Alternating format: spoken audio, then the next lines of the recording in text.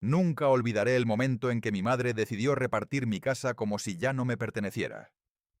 Fue un domingo, durante el almuerzo familiar que llevábamos años repitiendo casi por costumbre. Levantó su copa, sonrió a todos y dijo con absoluta naturalidad: Raúl y los niños se mudarán a casa de Marta el próximo mes. Al fin tendremos una solución para ellos. Mi hermano bajó la mirada con una sonrisa incómoda. Mi padre permaneció en silencio. Mis sobrinos empezaron a preguntar cuál sería su habitación. Nadie me miró. Nadie pensó siquiera en preguntarme si estaba de acuerdo. Yo era la dueña de aquella casa. La había comprado con casi 10 años de trabajo, sacrificios y horas extra. Pero en esa mesa parecía no tener derecho ni a una sola palabra. Me llamo Marta Jiménez. Tengo 38 años, y durante demasiado tiempo fui la persona que resolvía los problemas de todos, menos los míos. Cuando mis padres necesitaban dinero, yo ayudaba. Cuando Raúl perdía otro empleo, yo encontraba la forma de cubrir algún gasto. Cuando surgía cualquier emergencia, todos sabían a quién llamar. Nunca me lo exigían de manera directa. Lo hacían mucho peor. Me recordaban cuánto había hecho la familia por mí cuando era pequeña, cuánto habían trabajado mis padres y lo importante que era mantenerse unidos. Yo aceptaba porque quería creer que aquello era amor. Con el tiempo entendí que simplemente me había convertido en la pieza más cómoda del sistema. Mientras mi hermano cambiaba de trabajo una y otra vez, y siempre encontraba una excusa para no asumir responsabilidades, yo ascendía poco a poco en una empresa de logística internacional en Sevilla. Mi vida no era emocionante, pero era estable. Trabajaba mucho, ahorraba más de lo que gastaba, y después de años de esfuerzo, pude comprar una casa modesta en un barrio tranquilo. La primera noche que dormí allí, sentí que, por fin, había construido algo que era únicamente mío. Cada pared, cada mueble y cada planta del pequeño patio representaban horas de trabajo que nadie podía regalarme. O al menos eso creía. 2 meses antes de aquel almuerzo, recibí una noticia que llevaba años esperando. La empresa quería que dirigiera la nueva oficina de Málaga. Era un ascenso importante, mejor salario y un proyecto completamente nuevo. Acepté casi sin pensarlo. Solo había un problema. Debía trasladarme. Después de muchas cuentas, decidí vender la casa y comprar otra cerca del mar cuando todo estuviera cerrado. El proceso fue sorprendentemente rápido. Encontré unos compradores responsables, firmé un contrato de compraventa con fecha reservada para la entrega y el notario insistió en mantener absoluta discreción hasta completar todos los trámites. Yo tampoco tenía prisa por contarlo. Quería anunciarlo a mi familia cuando todo estuviera terminado y ya no existiera posibilidad de discusión. No imaginaba que ese silencio terminaría convirtiéndose en mi mayor ventaja. Aquel domingo llegué a casa de mis padres pensando únicamente en buscar el momento adecuado para compartir la noticia. Mi madre sirvió la comida como siempre, preguntó por el trabajo y habló durante 20 minutos sobre los hijos de una vecina. Después, sin transición alguna, hizo aquel anuncio que dejó la mesa completamente convencida de que mi casa ya tenía nuevos habitantes. Los niños necesitan estabilidad, dijo mientras cortaba el pan.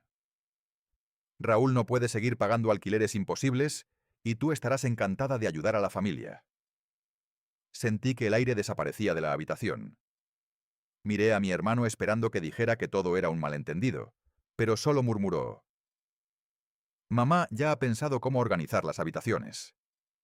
Entonces comprendí que aquella conversación llevaba tiempo produciéndose sin mí. ¿Perdón? Fue lo único que conseguí decir. Mi madre me miró como si yo hubiera interrumpido algo evidente. Siempre dices que la familia es lo primero. Además, tú vives sola. Esa casa es demasiado grande para una persona. Mi padre siguió comiendo sin levantar la cabeza. Raúl evitó cruzar la mirada conmigo. Uno de mis sobrinos preguntó si podía pintar su futura habitación de azul. Nadie parecía notar que yo seguía allí, completamente inmóvil. Respiré despacio para no responder con rabia. Mi madre interpretó mi silencio como una aceptación y empezó a explicar dónde colocaría los muebles de los niños, qué vecinos eran más amables y hasta qué colegio les quedaba más cerca. Mientras todos hablaban de mi casa como si ya hubiera cambiado de dueño, Yo recordé la carpeta azul que seguía guardada en el cajón de mi escritorio. Dentro estaban el contrato de venta firmado, la fecha exacta de entrega de llaves y los documentos que ninguno de ellos imaginaba que existían. Permanecí callada hasta el final del almuerzo. Mi madre creyó haber ganado otra vez. Yo salí de aquella casa sabiendo que por primera vez en muchos años no iba a discutir. Iba a dejar que todos siguieran construyendo aquella mentira hasta que la realidad apareciera delante de ellos de la forma más imposible de negar. Los días siguientes fueron los más extraños de mi vida. No dije una sola palabra sobre la venta de la casa. Tampoco corregí a mi madre cuando empezó a actuar como si el traslado de Raúl fuera un hecho consumado. Al principio pensé que simplemente comentaría la idea con algunos familiares. Pero pronto comprendí que había iniciado una auténtica campaña. 2 días después recibí la llamada de mi vecina Carmen. Marta, tu madre ha venido esta mañana. Me dijo que tu hermano llegará pronto con los niños y que seguramente necesitarán ayuda durante la mudanza. Me quedé unos segundos en silencio antes de responder que todavía no había ninguna mudanza organizada. Carmen sonó confundida, pues ella hablaba como si todo estuviera decidido. Aquella misma tarde, otro vecino me escribió para preguntarme si realmente me marchaba a Málaga. La noticia empezaba a extenderse sin que yo hubiera abierto la boca. El jueves pasé por casa de mis padres para recoger unos documentos antiguos que aún guardaban. Encontré a mi madre rodeada de cajas de cartón y catálogos de muebles infantiles. Sobre la mesa había un plano impreso de mi casa. Había dibujado nombres sobre cada habitación. La principal sería para Raúl. La más pequeña para el mayor de los niños. El despacho donde yo trabajaba desde casa pasaría a ser un dormitorio compartido. Incluso había anotado dónde colocarían una litera. Levantó la vista con total tranquilidad. Justo estaba pensando que deberías dejar algunos armarios vacíos antes de que lleguen. Sentí una presión en el pecho. ¿Quién te ha dicho que pueden mudarse? Ella soltó una sonrisa paciente, la misma que utilizaba cuando yo era adolescente y cuestionaba cualquier decisión suya. No dramatices, Marta. Siempre acabas entendiendo qué es lo correcto. Aquellas palabras me hicieron recordar decenas de momentos parecidos. Cuando pagué la deuda de Raúl para evitar que perdiera el coche. Cuando cancelé unas vacaciones porque mis padres necesitaban ayuda económica para reparar el tejado. Cuando renuncié a comprar mi primera vivienda porque mi hermano atravesaba otro divorcio complicado. Siempre había una razón urgente por la que mis planes podían esperar. Siempre había alguien cuya necesidad era más importante que la mía. Esa tarde comprendí que para mi madre mi vida nunca había sido realmente mía. Era simplemente un recurso familiar disponible cuando hacía falta. Mientras tanto, Raúl evitaba llamarme. Solo me envió un mensaje diciendo que esperaba que todo saliera bien y que los niños estaban muy ilusionados con el cambio. Ni siquiera preguntó si yo estaba de acuerdo. Daba por hecho que aceptaría como siempre. Lo que más me sorprendió fue descubrir hasta dónde había llegado mi madre.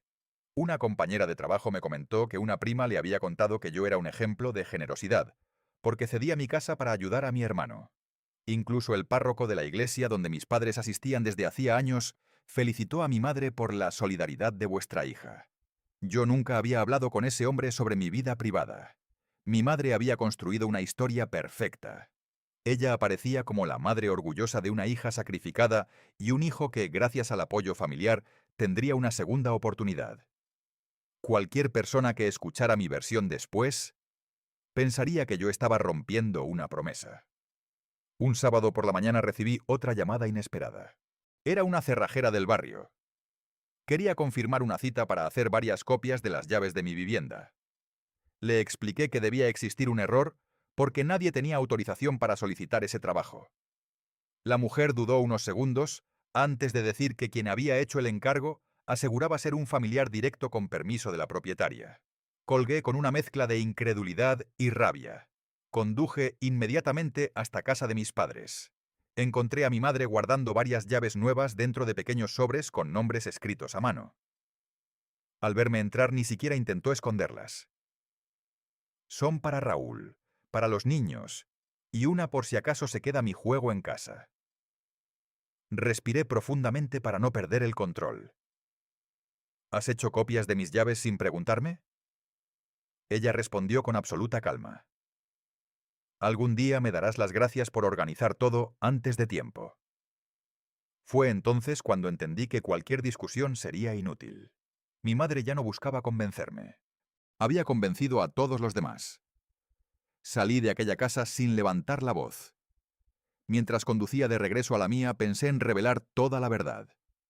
Bastaba una llamada para detener aquella locura. Bastaba enseñar el contrato de compraventa. Sin embargo, cuanto más lo pensaba, más claro veía que nadie me creería. Dirían que había vendido la casa por despecho o que inventaba excusas para abandonar a mi familia. Si quería romper aquella dinámica de una vez por todas, necesitaban enfrentarse a una realidad imposible de discutir. Miré el calendario. Faltaban menos de 4 semanas para la entrega oficial de la vivienda a sus nuevos propietarios. Y sin saberlo, mi madre seguía preparando la mudanza más humillante de toda su vida. Las semanas siguientes confirmaron algo que durante años me había negado a aceptar. El problema nunca había sido únicamente mi hermano. Raúl llevaba demasiado tiempo acostumbrado a que alguien resolviera sus dificultades, pero quien realmente sostenía aquel sistema era mi madre. Ella organizaba cada conversación, justificaba cada fracaso y convertía cualquier sacrificio mío en una obligación moral. Cuanto más se acercaba la fecha de la supuesta mudanza, más evidente resultaba que no estaba ayudando a un hijo en problemas. Estaba defendiendo una idea de familia donde unos siempre entregaban y otros siempre recibían. Mientras tanto, yo seguía preparando mi traslado a Málaga. Firmé el contrato definitivo con la empresa, alquilé un pequeño apartamento cerca de la playa para los primeros meses y empecé a embalar mis cosas poco a poco. Cada caja llevaba una etiqueta sencilla. Libros, cocina, documentos. Ninguna permanecía mucho tiempo en la casa porque una empresa de guardamuebles la recogía directamente. Si algún vecino preguntaba, respondía que estaba reorganizando la vivienda. Nadie sospechaba nada. Los compradores también actuaban con absoluta discreción. La escritura definitiva ya tenía fecha y solo faltaban unos pocos trámites administrativos antes de la entrega oficial. Una tarde recibí la visita inesperada de mi padre. Hacía años que no venía solo. Caminó lentamente por el salón mientras observaba las estanterías medio vacías.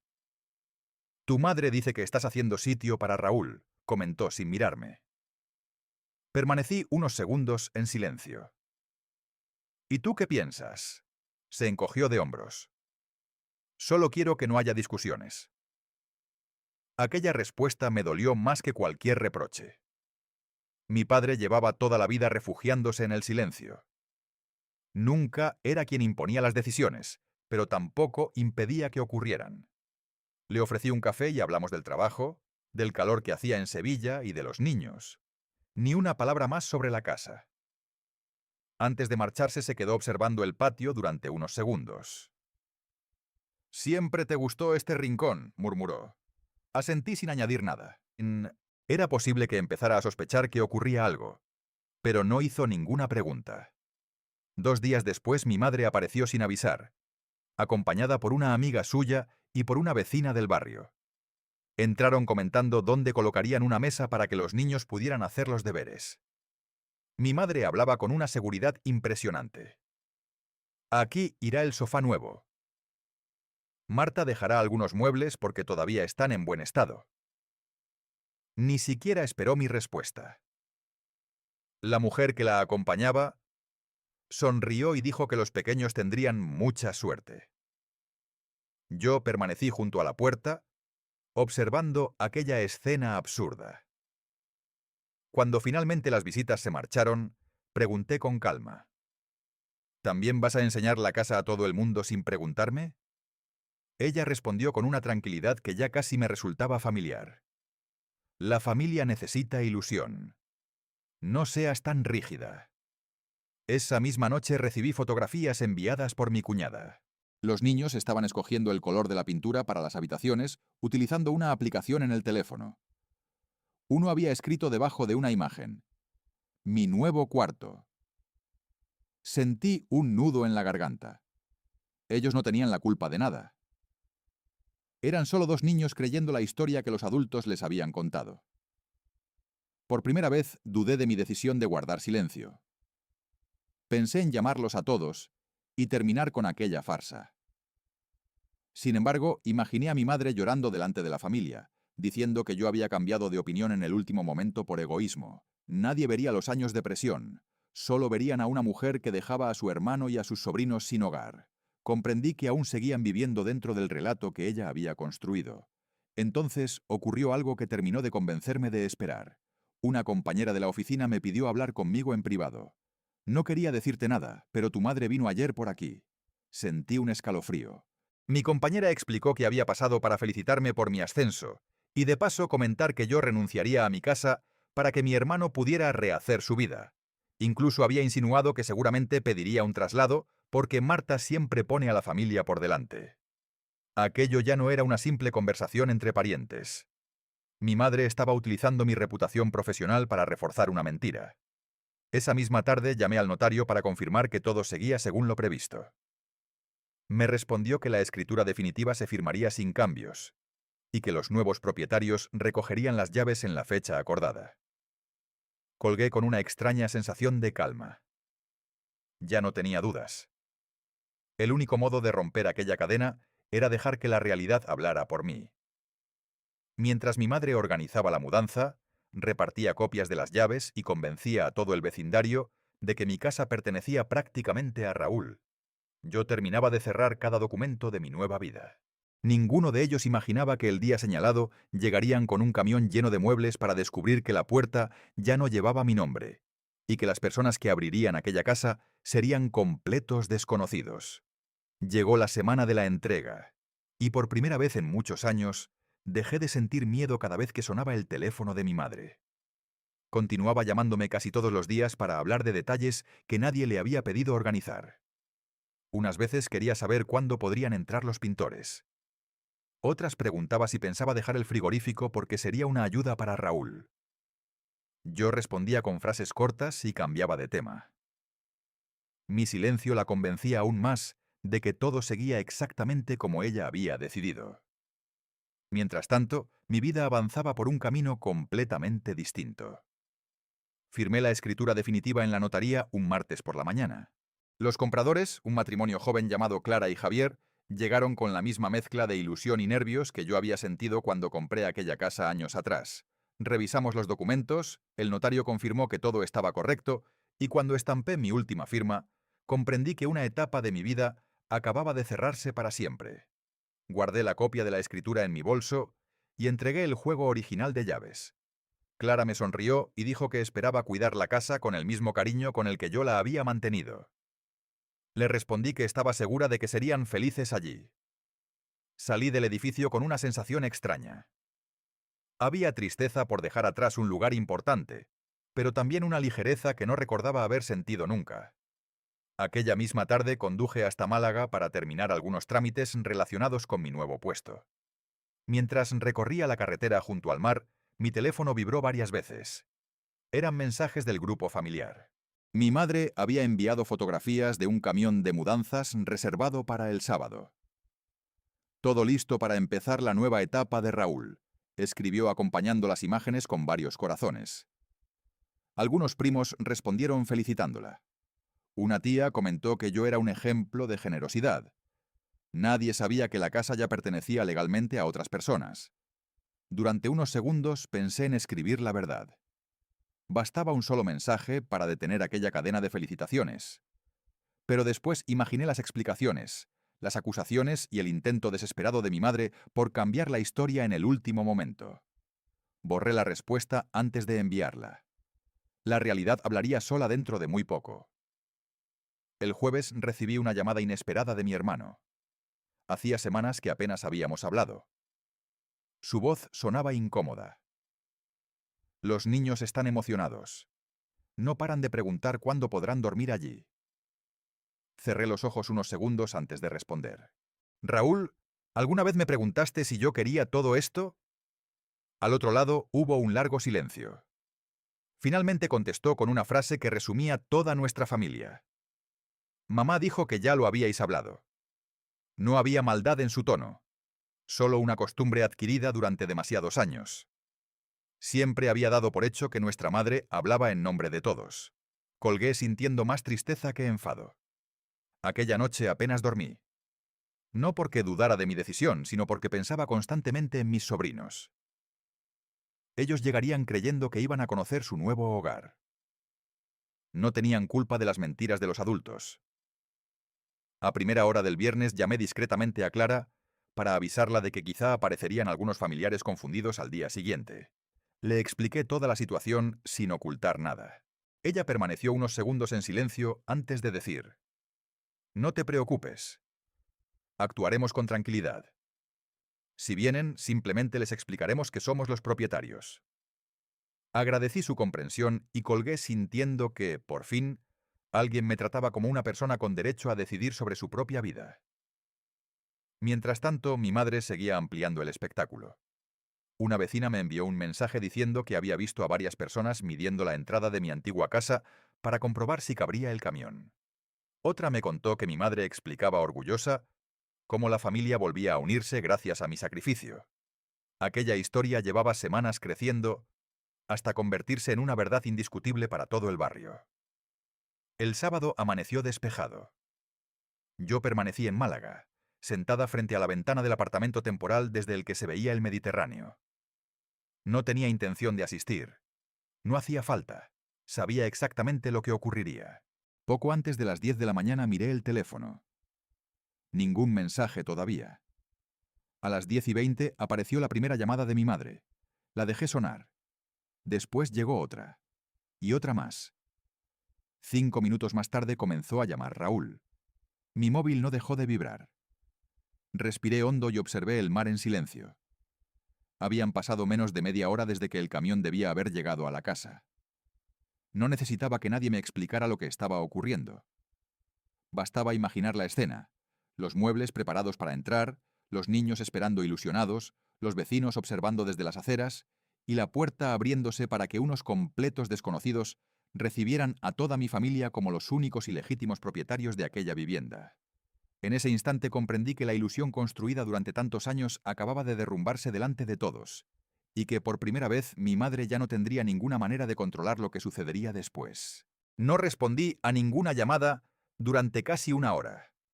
Sabía que por primera vez mi madre tendría que enfrentarse a una situación que no podía controlar con palabras. Finalmente apagué el modo silencio y devolví la llamada a Raúl. Contestó al primer tono. Nunca le había oído respirar de aquella manera. «¿Qué está pasando, Marta?», preguntó con una mezcla de desconcierto y vergüenza. «Ha salido una pareja diciendo que la casa es suya. Han enseñado unos papeles. Dicen que la compraron hace días».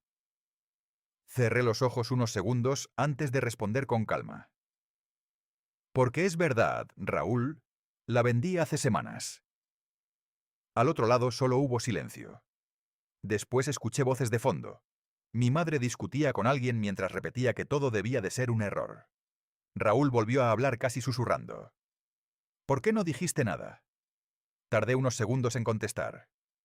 ¿Alguien me preguntó alguna vez qué quería hacer con mi propia casa? La llamada terminó sin gritos. Simplemente ya no quedaba nada que decir. Durante el resto del día empezaron a llegarme mensajes de vecinos. Algunos pedían disculpas por haber creído la versión de mi madre. Otros contaban que el momento había sido muy incómodo. El camión permaneció casi una hora frente a la vivienda, mientras mi madre insistía en que todo podía arreglarse. Clara y Javier mantuvieron la calma en todo momento. Enseñaron la escritura, explicaron que acababan de recibir legalmente la propiedad y pidieron amablemente que retiraran el camión porque necesitaban comenzar su propia mudanza. Incluso uno de los operarios confirmó que nunca había visto una situación parecida. Lo que más se comentaba en el barrio no era la venta de la casa, sino la seguridad con la que mi madre había hablado durante semanas de un plan que jamás existió. Aquella misma noche recibí una convocatoria para un consejo familiar. Mi madre exigía que todos nos reuniéramos al día siguiente en casa de mis padres. Dudé durante unos minutos, pero decidí asistir. No porque creyera que pudiera arreglarse algo, sino porque intuía que aún faltaba conocer la verdadera razón de todo aquello. Cuando llegué, el ambiente era completamente distinto al de otros domingos. Nadie hablaba. Mi padre permanecía junto a la ventana. Raúl tenía el rostro agotado. Mi madre fue la primera en romper el silencio. Has humillado a esta familia delante de todo el barrio. No respondí. Esperé a que continuara. Podías haber avisado antes de vender. La miré directamente. Podías haber preguntado antes de regalar mi casa. Sus labios temblaron unos segundos, pero enseguida recuperó el control. Eso ya no importa. El daño está hecho. Ahora debemos buscar otra solución. Entonces comprendí que ni siquiera después de todo lo ocurrido aceptaba que hubiera actuado mal. Simplemente estaba buscando otra manera de conseguir el mismo resultado. Sacó una carpeta llena de papeles y la dejó sobre la mesa. Has ganado mucho dinero con la venta. Raúl necesita una entrada para comprar otra vivienda. Lo justo es que compartas una parte importante de ese dinero con tu hermano. Aquellas palabras hicieron que incluso mi padre levantara la cabeza sorprendido. Mi madre continuó hablando como si estuviera explicando una operación matemática evidente. No toda la cantidad, solo lo suficiente para que pueda empezar de nuevo. Tú tendrás un buen sueldo en Málaga. Él tiene 2 hijos. Miré a Raúl. Permanecía inmóvil, incapaz de sostenerme la mirada. No sabía si estaba de acuerdo o simplemente había dejado que nuestra madre hablara por él otra vez. No, respondí con tranquilidad. Fue una palabra sencilla, pero sentí que pesaba más que cualquier discurso que hubiera pronunciado en mi vida.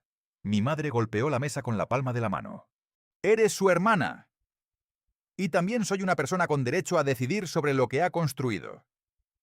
Entonces llegó el golpe que llevaba años utilizando cuando las demás formas de presión no funcionaban. Si no ayudas a Raúl, olvídate de volver a ver a tus sobrinos. Ellos sabrán quién les dio la espalda cuando más la necesitaban. Aquella amenaza habría funcionado unos meses antes. Habría cedido inmediatamente por miedo a perder a los niños. Pero algo había cambiado dentro de mí el día que escuché repartir mi casa sin siquiera preguntarme. Respiré despacio y respondí con una calma que sorprendió incluso a mi padre. No utilizaréis a esos niños para obligarme a obedecer. Mi madre abrió la boca para contestar, pero mi padre habló antes que ella por primera vez en muchos años. Carmen, basta. La habitación quedó completamente en silencio. Él nunca la interrumpía. Nunca. Mi madre lo miró con incredulidad. ¿También tú estás contra mí? Mi padre negó lentamente con la cabeza. No. Estoy cansado de ver cómo siempre le pedimos a Marta que renuncie a algo para resolver los problemas de los demás. Aquellas palabras parecieron descolocar a todos. Incluso Raúl levantó la vista. Sin embargo, lo que ocurrió unos segundos después fue todavía más inesperado. Mi madre empezó a llorar, no de rabia, sino de una forma que jamás le había visto. Se sentó lentamente y dijo en voz baja una frase que cambió por completo la manera en que entendía toda nuestra historia familiar.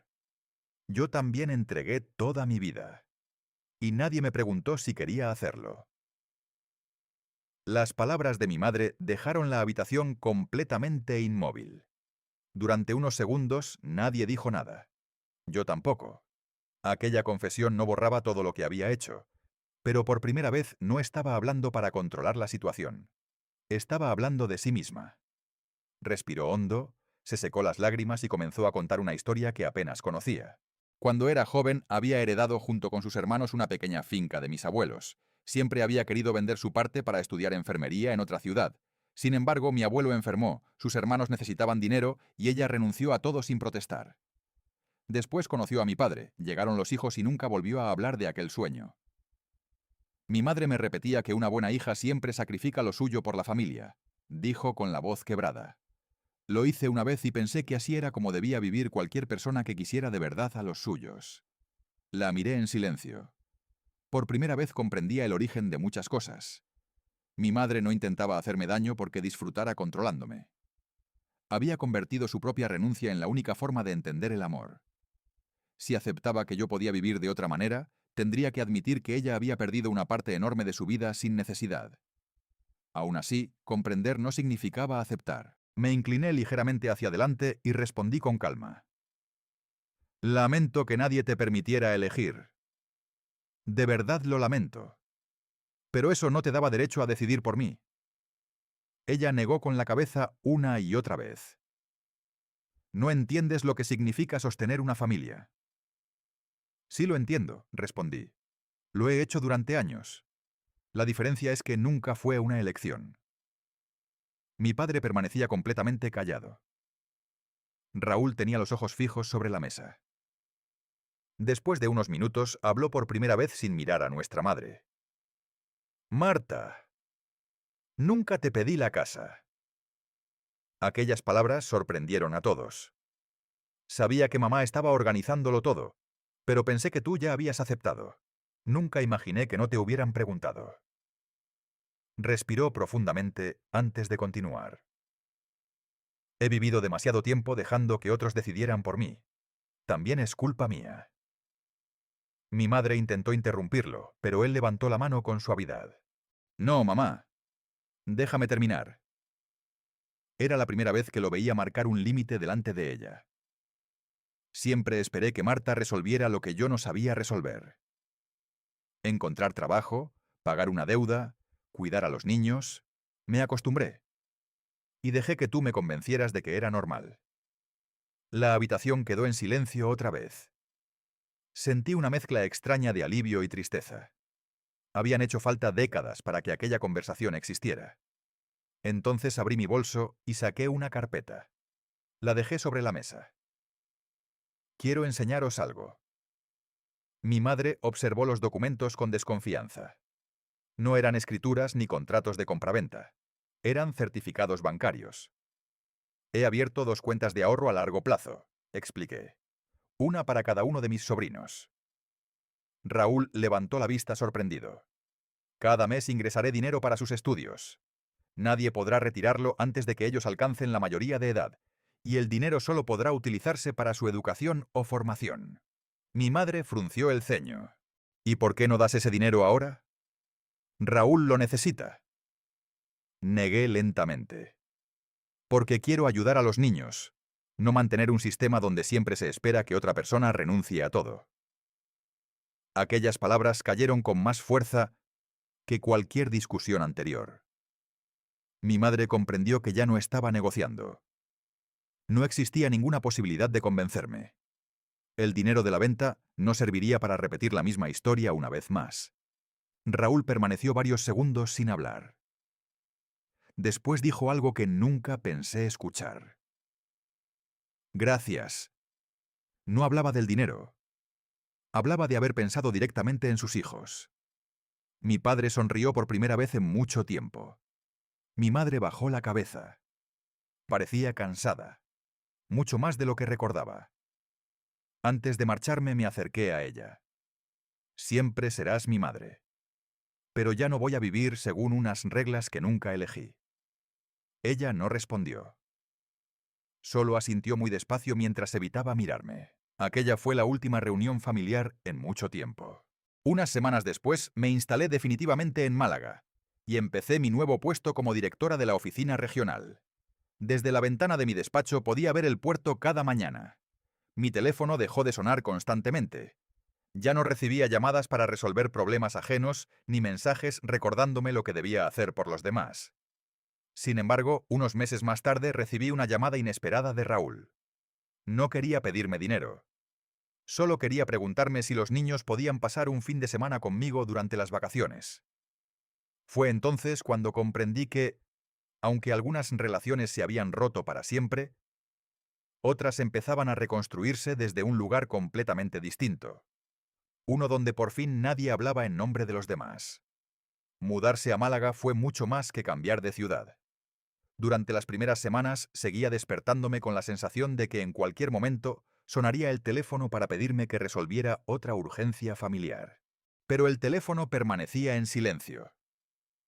Al principio, aquel silencio me resultó extraño. Después empezó a convertirse en una forma de paz que nunca había conocido.